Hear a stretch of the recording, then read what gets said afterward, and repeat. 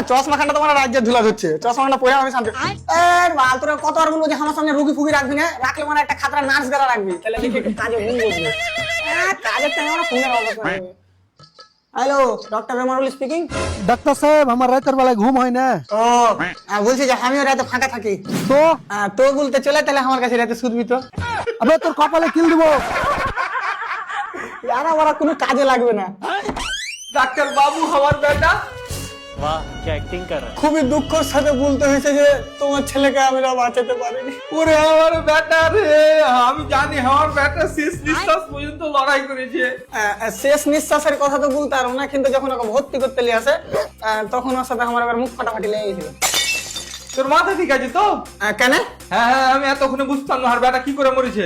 পাগল নাকি বে? আমি তোর বেটার মুখ দিয়ে রক্ত উঠছিল। তারপর তারপর বলা কি হবে, আমি যে রক্ত গলা বাদ হবে তার থেকে 2-3 প্যাকেট ভরে নিয়েছি আলাদা করে। ये क्या हो गया? ये क्या सुन रहा हूँ मैं? তারপর থেকে তোমার বেটা আর কথাবার্তা বলে না, মানে তুমি তো পড়ে আছিস। ডাক্তার তুই মনে রাখিস, কি? আমি তো ডিগ্রি খেলবো। এটা তুই কোনোদিনই পারবি না। কেন তুই বহুত বড় গুন্ডা নাকি? হ্যাঁ, আমার ডিগ্রি তো মনে হয় করে খাইলেছে।